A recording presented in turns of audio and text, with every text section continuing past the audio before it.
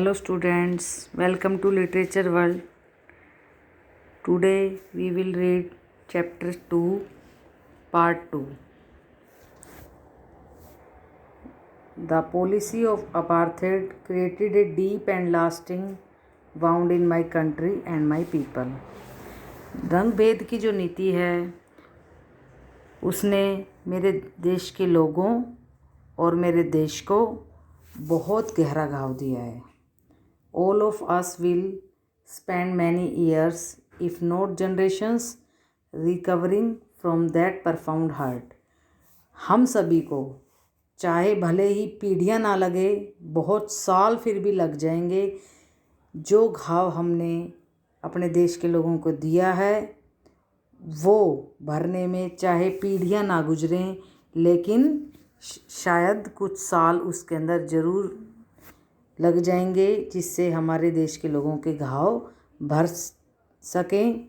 But the decades of oppression and brutality had another unintended effect, and that was that it produced the Oliver Tambos, the Walter Sisulus, the chief Luthulis, the Yusuf Dadoos, the Bram Fischers, the Robert Sobukwes of our time. देखिए यहाँ पर जो बताया गया है कि परंतु देखिए डिकेड्स, बहुत सारे दशक चले गए जब हम लोगों के ऊपर इतनी ब्रूटलिटी होती है, एक जानवर की तरह व्यवहार करना. इस तरह का जो प्रभाव हम लोगों पर पड़ा, क्योंकि जब इंसान पे बहुत बुरा किया जाता है तो कहीं ना कहीं उस चीज़ से बाहर निकलने के लिए हम बहुत कोशिश करते हैं. तो हमारे साथ जब जानवरों जैसा व्यवहार हो रहा था हमारे देश के लोगों के साथ, उससे क्या हुआ कि बहुत एक्स्ट्रा ऑर्डिनरी पर्सन्स इस देश में जन्म उनका हुआ, जैसे ओलिवर टेम्बोज है, द वाल्टर सिसलस है, chief Luthulis, the Yusuf Dadoos, the Bram Fischers, the Robert Sobukwes of our time. हमारे समय के ये जो सब लोग हैं इनका जन्म कब हुआ? जब उन्होंने बहुत, उससे पहले लोगों ने बहुत सारे परेशानियां झेली. Man of such extraordinary courage, wisdom and generosity that their like may never be known again. ऐसे ऐसे लोगों का, साहसी लोगों का, बुद्धि से भरे हुए लोगों का जन्म हुआ जो शायद अब दोबारा कभी भी नहीं हो सकता. Perhaps it requires such depths of oppression to create such heights of character. शायद ऐसे कैरेक्टर्स का जन्म होने के लिए बहुत ज़्यादा, जो कहते हैं बहुत ज़्यादा अत्याचार की ज़रूरत पड़ती है, तब जाके ऐसे चरित्र का निर्माण होता है जो इतनी ऊंचाइयों को छू जाते हैं. My country is rich in the minerals and James. देखिए मेरा देश जो है वो किससे भरा हुआ है? खनिजों से, हीरे मोतियों से भरा हुआ है. That lie beneath it's soil, जो कि इस भूमि के नीचे दबे हुए हैं. But I have always known that it's greatest wealth is it's people. लेकिन मैंने हमेशा से ये जाना है कि हमारी जो सबसे बड़ी दौलत होती है वो हमारे देश के लोग होते हैं. Finer and truer than the purest diamonds. वो किन से भी सुंदर और बहुत सच्चे लोग होते हैं. जो प्योरेस्ट डायमंड, जो शुद्ध हीरे जो होते हैं, उनसे भी प्योर, उनसे भी ट्रू फाइन लोग कौन होते हैं? हमारे देश के लोग होते हैं. It is the phone, it is from these comrades in the struggle that I learned the meaning of courage. देखिए क्या कहा गया है कि जब संघर्ष हो रहा था, इन द स्ट्रगल, संघर्ष के दौरान मैंने इन लोगों से बहुत कुछ सीखा. क्या सीखा? साहस का meaning of courage. Time and again, bar bar, I have seen man and women risk and give their lives for an idea. मैंने आदमी और औरतों को, मतलब लोगों को देखा कि उन्होंने अपने जीवन को कैसे रिस्क पे रख दिया है, उन्होंने अपने जीवन में कैसे खतरा मोल लिया है.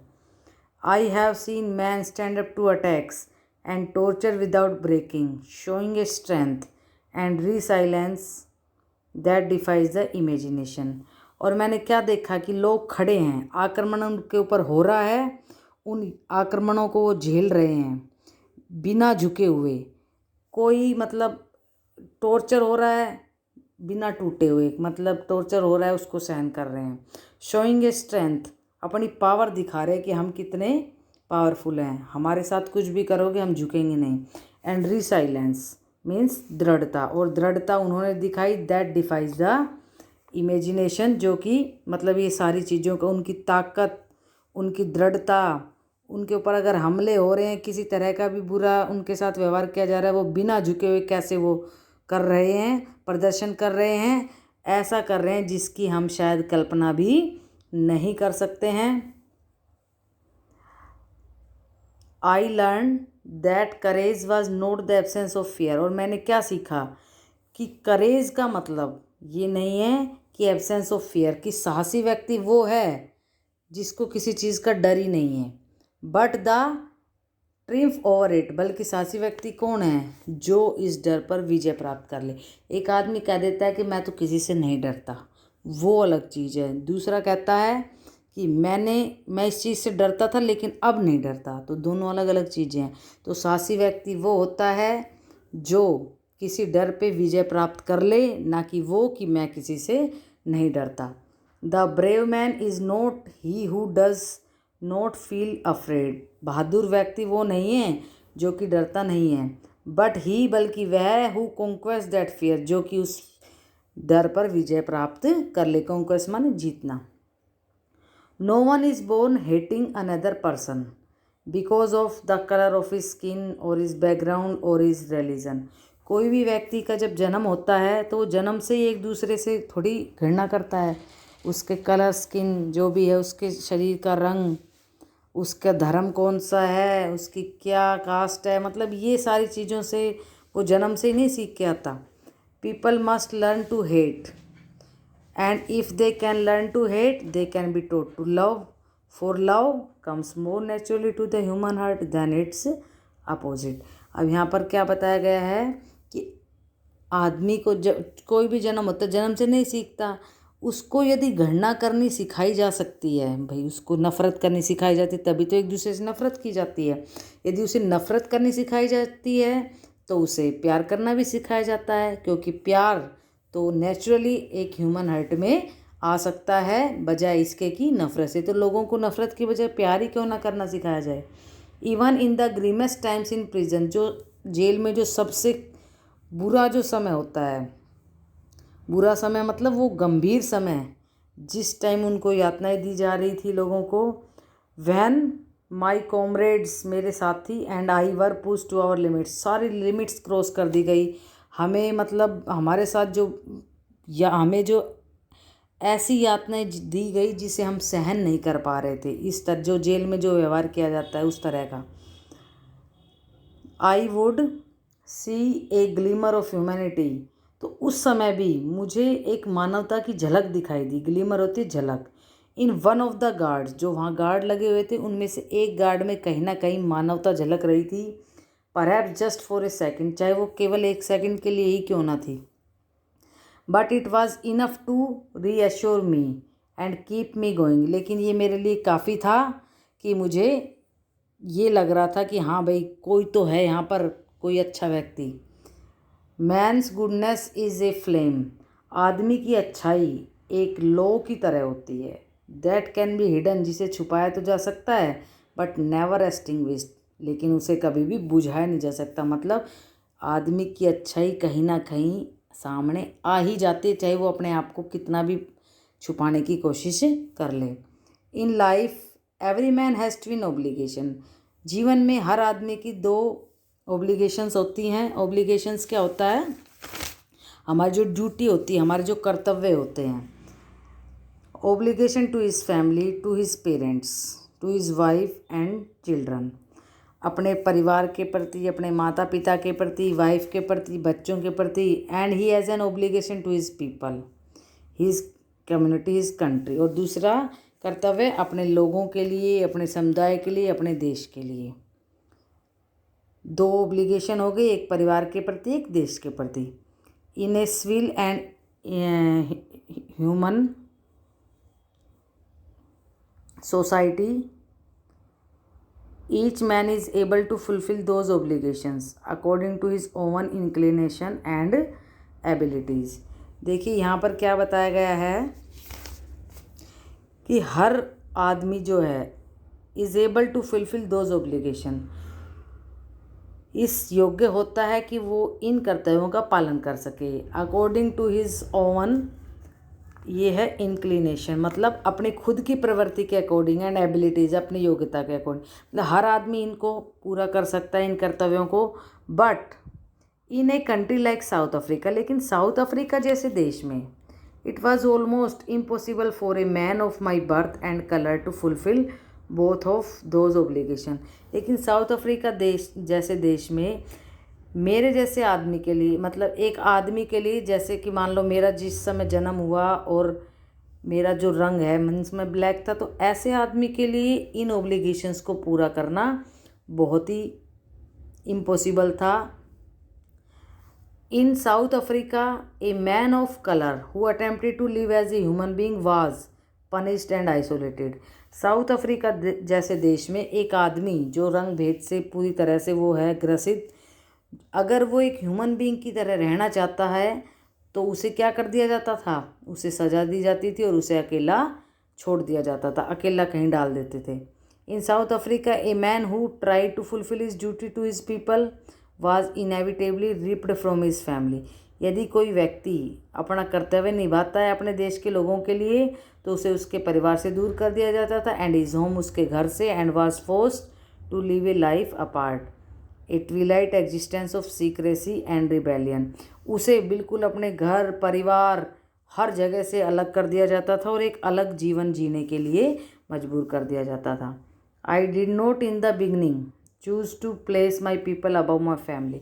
स्टार्टिंग में तो मैंने अपने परिवार से ऊपर अपने देश के लोगों को नहीं चूज़ किया, नहीं चुना, पहले मुझे अपने परिवार की वो थी, परिवार को ध्यान में रखा। But in attempting to serve my people, लेकिन जैसे ही मैंने देश के लोगों की सेवा करनी शुरू की, I found that I was prevented from fulfilling my obligations as a son, a brother, father and a husband. फिर मेरे को क्या लगा कि भाई देश के लोगों की सेवा करनी शुरू की तो मैं अपने परिवार से दूर हट गया, वो कर्तव्य नहीं पालन कर रहा अपने एक जैसे कि बेटे की तरह, भाई की तरह, एक पिता की तरह, और हस्बैंड का जो भी कर्तव्य होता है वो मैं पूरा नहीं कर पा रहा हूँ। I was not born with a hunger to be free. ऐसा नहीं है कि जब मैं पैदा हुआ तब से मुझे भूख थी आज़ादी की, कि मैं पैदा होते ही आज़ादी चाहता था। आई वॉज बोर्न फ्री, मैं केवल स्वतंत्र ही पैदा हुआ था। Free in every way that I could not know, हर तरीके से free in every way that I could know, मैं हर तरीके से स्वतंत्र था। Free to run in the field near my mother's hut, मेरी माँ की झोपड़ी के नज़दीक मैं खेतों में जा सकता था, मुझे स्वतंत्रता थी। Free to swim in the clear stream, कहीं भी तैर सकता था। रैन थ्रू माई विलेज, गाँव में कहीं भी दौड़ के जा सकता था। Free to roast meals under the stars, तारों के नीचे खुली जगह पर मैं कुछ भी पका के खा सकता था।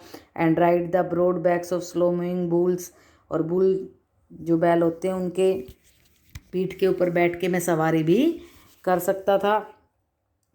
As long as I obeyed my father and abided by the custom of my tribe, I was not trouble by the laws of man और गॉड। जैसे जैसे मैंने मतलब मैं अपने फादर के रूल्स का पालन करता रहा, जो भी उन्होंने कहा वो मैंने माना, जो हमारे जाति के जो रीति रिवाज थे उनका पालन करता रहा, मुझे कोई परेशानी नहीं हुई, ना लोगों से, लोगों के कानूनों से, ना ही भगवान से। It was only when I began to learn, ये तो तब हुआ जब मैंने ये सीखा कि that my boyhood freedom was an illusion, कि जो बचपन में एक जो मेरी जो फ्रीडम जिसे मैं समझता था वो तो एक भ्रम था। When I discovered as a young man, जब मैं बड़ा हुआ तो जब मैंने इस चीज़ का पता लगाया that my freedom had already been taken from me, कि मेरी स्वतंत्रता तो मुझसे छीन ली गई है।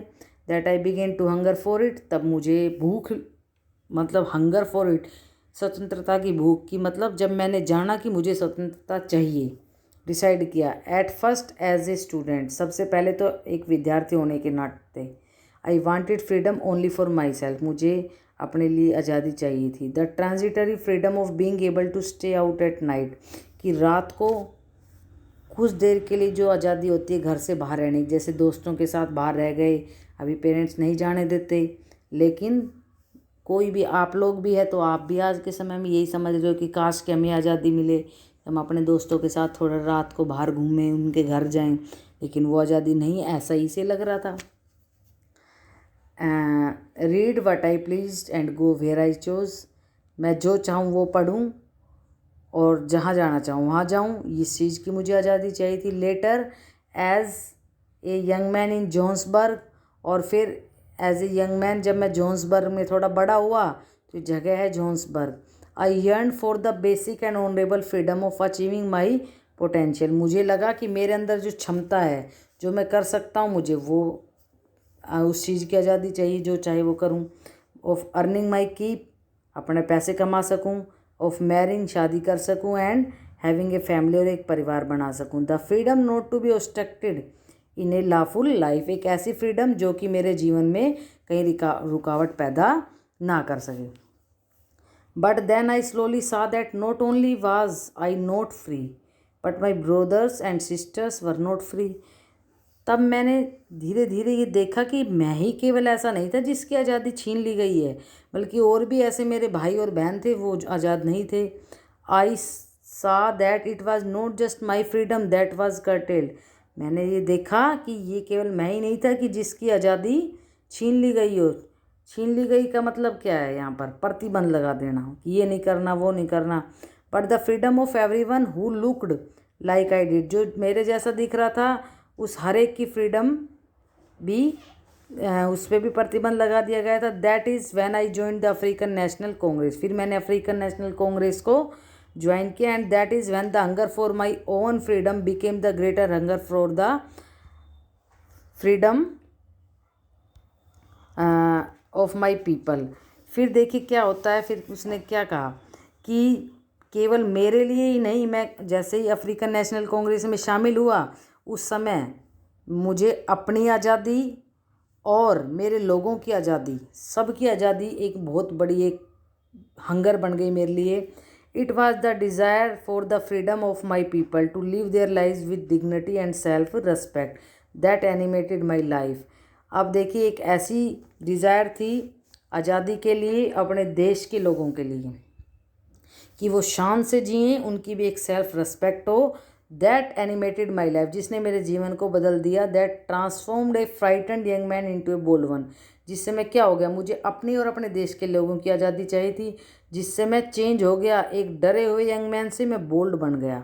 That drove a law abiding attorney to become a criminal, जो हमेशा कानून को पालन करने वाला था वो एक क्रिमिनल बन गया, अपराध करने वाला बन गया। That turned a family loving husband into a man without A home, जो हस्बैंड पूरे परिवार को प्यार करने वाला था वो बिना घर वाला बन गया, क्योंकि उसे घसीट कर जेल ले जाके डालने लगा, आइसोलेटेड कर दिया गया। तो अपनी आज़ादी को पाने के लिए मैंने क्या क्या नहीं किया। That force a life loving man to live like a monk, जीवन से प्यार करने वाला आदमी एक भिक्षु की तरह रहने लगा। तो मैंने क्या क्या किया देखो अपने जीवन में। I am no more virtuous और self sacrificing than the next man, ऐसा नहीं कि मेरे अंदर बहुत ज़्यादा गुण थे या मैंने खुद को सेक्रीफाइस किया औरों के मुकाबले। बट आई फाउंड दैट, लेकिन मैंने क्या पाया कि आई could not even enjoy the poor and limited freedom, कि मैं मुझे जो फ्रीडम लिमिटेड मिली है मैं उसको एन्जॉय नहीं कर सकता। आई वॉज अलाउड, जो मुझे अलाउ की गई कि आप ये कर सकते हो, आप वो कर सकते हो।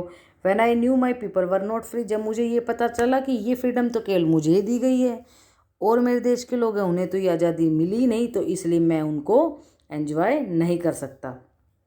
फ्रीडम इज़ इंडिविजुअल, फ्रीडम को कभी डिवाइड नहीं किया जा सकता। The chains on any one of my people were the chains on all of them, यदि कोई भी जंजीर, कोई भी मतलब इस तरह की जो ऑब्स्ट्रक्शंस होती है, रुकावटें होती है, यदि कोई भी चेन, कोई भी प्रतिबंध मेरे देश के किसी भी आदमी पर है, इसका मतलब वो हर एक पर है, ऑल ऑफ देम।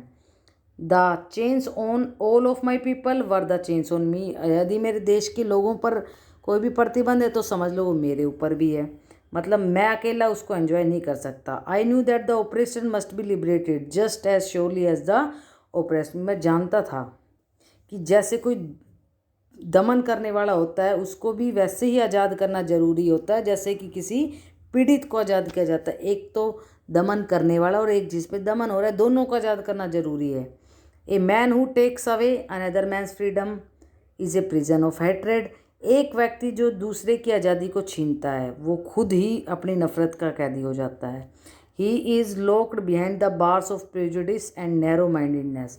वो अपने आप को कैसी सलाखों में बंद कर लेता है, बिल्कुल संकीर्ण दिमाग, उसका दिमाग नहीं चलता, फिर अंदर ही अंदर कुछ ना कुछ चलता रहता है इस तरह का। आई एम नॉट ट्रूली फ्री, मैं जब तक पूरी तरह से फ्री नहीं हूँ। If I am taking away someone else freedom, यदि मैंने किसी की आज़ादी को मैंने छीना या छीनता हूँ तो मैं फ्री नहीं हूँ। इसका मतलब कि मैंने उसकी आज़ादी छीन ली, मैं अब स्वतंत्र हो गया। Just as surely as I am not free when my freedom is taken from me, वैसे ही जैसे कि यदि मुझसे किसी ने मेरी आज़ादी छीन ली तो मैं आज़ाद नहीं हूँ, ऐसे ही मैं किसी की छीनता हूँ तो भी आज़ाद नहीं हूँ। The oppressed and the oppressor alike are robbed of their humanity. गुलाम अगर कोई किसी को बनाता है और जो गुलाम है, दोनों ही समान रूप से उस ह्यूमैनिटी से, मानवता से वंचित रह जाते हैं। Okay, thank you.